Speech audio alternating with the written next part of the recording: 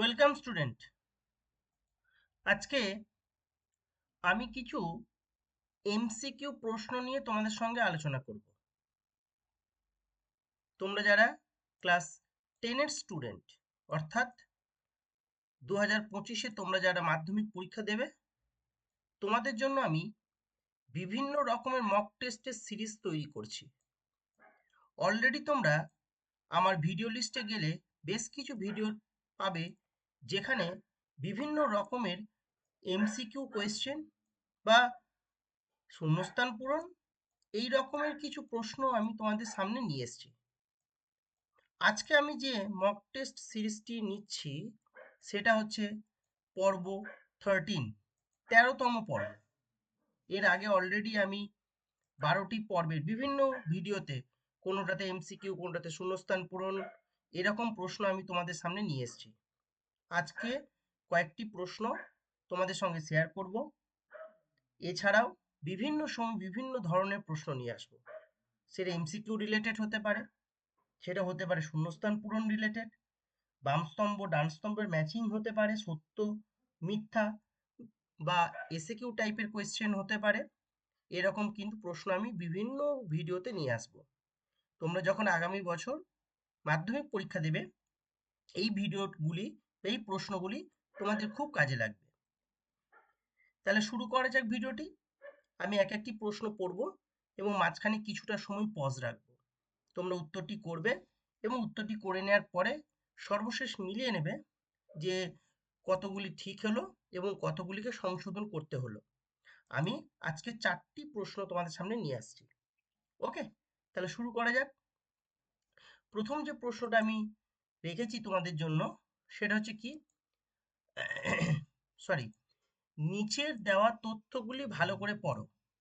ঠিক, নিচের দেওয়া তথ্যগুলি ভালো করে পড়ো। প্রথম যে তথ্যটি আছে সেটা হচ্ছে কি, পজিটিভলি জিওট্রপিক। ওকে, তারপরে কি আছে, পজিটিভলি হাইড্রোট্রপিক। তারপরে কি আছে, তারপরে আছে নেগেটিভলি জিওট্রপিক। তিনটে তথ্য দেওয়া আছে এবিসি করে। পজিটিভলি জিওট্রপিক, নেক্সট হচ্ছে কি পজিটিভলি হাইড্রোট্রপিক, নেক্সট হচ্ছে কি নেগেটিভলি জিওট্রপিক।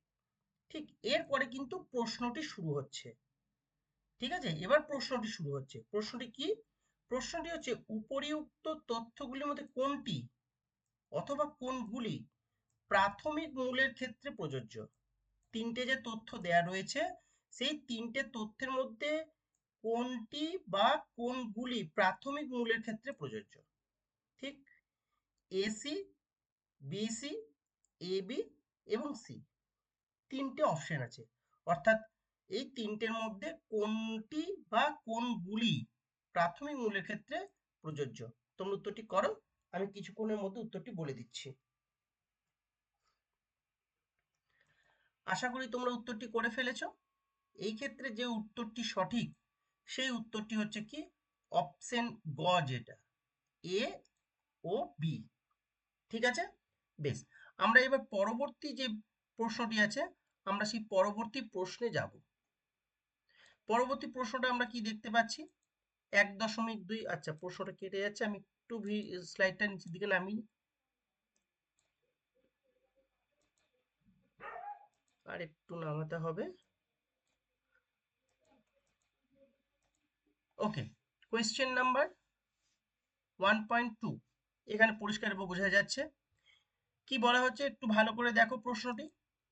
বলা হচ্ছে নিচের প্রদত্ত রোগের নাম এবং উপসর্গ বিবেচনা করে এবং কোনগুলি সঠিক তা বেছে নাও। অর্থাৎ এই দিকের কলমে কিছু রোগের নাম আছে এবং এই দিকের কলমে কিছু রোগের উপসর্গ আছে। এইদিকে 4টে, এইদিকে 4টে। এর মধ্যে এমন দুটো অপশন আছে যার রোগের নাম এবং তার লক্ষণ সঠিক, আর এমন দুটো অপশন আছে যার রোগের নাম এবং রোগের উপসর্গ সঠিক নয়। প্রথমটা কি বলে যে ডায়াবেটিস ইনসিপিডাস, রক্তে গ্লুকোজের মাত্রা বাড়ে। ডায়াবেটিস মেলিটাস, বহুমূত্র দেখা দেয়। হাইপারমেট্রোপিয়া, ব্যক্তির কাছের বস্তু আবছা দেখে। প্রোটোনোপিয়া, ব্যক্তির নীল বর্ণান্ধতা দেখা যায়।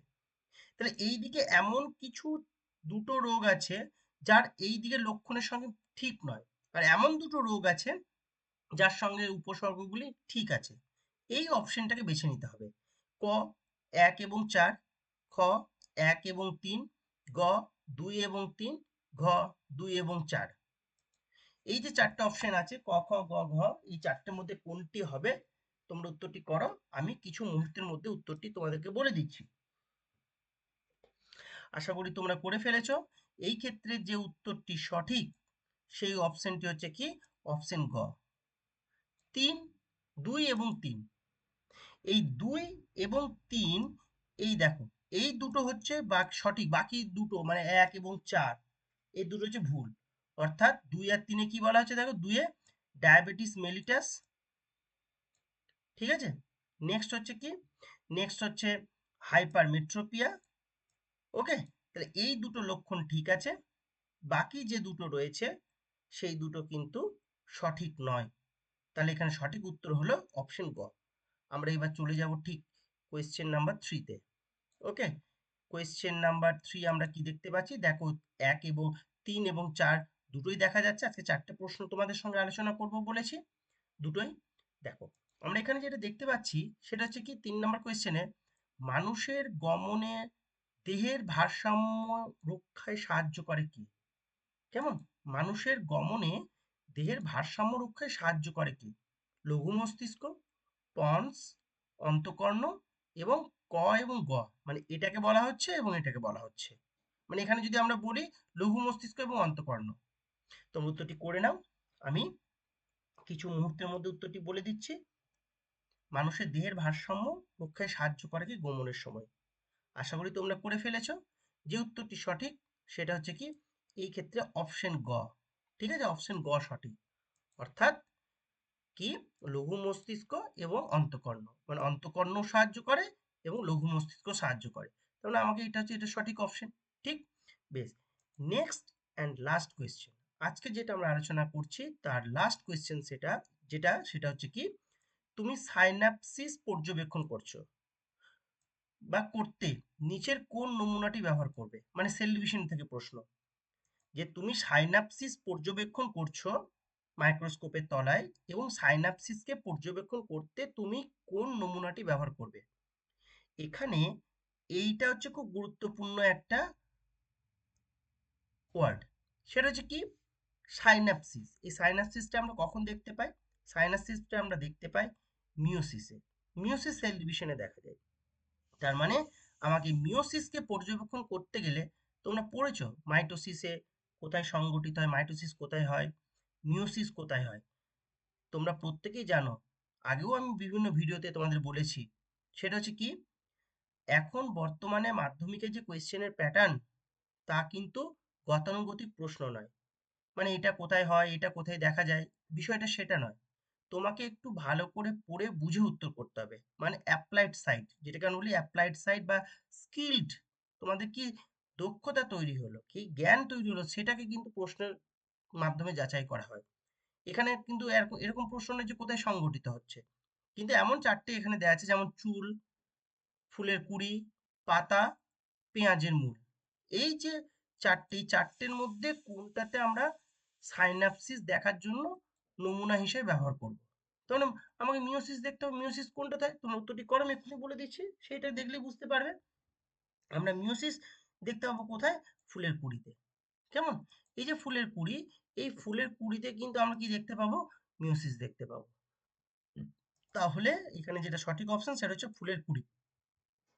আর আমি যখনই বাকি যে অপশনগুলিকে দেখছি, চুল, পাতা এবং পেঁয়াজের মূল, এগুলো দেখলে আমার মাইটোসিস অবজারভেশনের জন্য যাবে। মাইটোসিস, তাহলে মাইটোসিসের ক্ষেত্রে সাইনাপসিস আমরা দেখতে পাই না, তাহলে কার ক্ষেত্রে দেখতে পাই? পেঁয়াজের, সরি ফুলের কুঁড়ির মধ্যে। তাহলে আজকে আমি চারটে প্রশ্ন করলাম, তোমরা কমেন্ট বক্সে এসে চারে কত পাচ্ছ, চারে কত পাচ্ছ তোমরা আমাকে জানাবে। বা এই সংক্রান্ত কোনো কিছু জানার থাকলে, কোনো প্রশ্ন থাকলে কমেন্ট বক্সে প্রশ্ন করো, আমি তোমাদের উত্তর দিয়ে দেবো। আর হ্যাঁ, এরকম একাধিক মক টেস্টের সিরিজ আমি তোমাদের জন্য নিয়ে আসবো। আমি শুরুতেই বলে দিয়েছি, আজকে যে মক টেস্ট সিরিজটি আমি তোমাদের সামনে উপস্থাপন করলাম সেটা হচ্ছে পর্ব 13। এর আগে আমি 12টি পর্ব দিয়েছি, এই ভিডিও শেষে আমি কয়েকটা লিঙ্ক দিয়ে দেবো। তোমরা যারা এখনো সেইগুলিকে দেখোনি, ভিডিও লিস্টে যাবে, সেখানে তোমরা পেয়ে যাবে। কোনো প্রশ্ন থাকলে কমেন্ট বক্সে এসে প্রশ্ন করবে, আমি তোমাদের প্রত্যেকের উত্তর দিয়ে দেবো।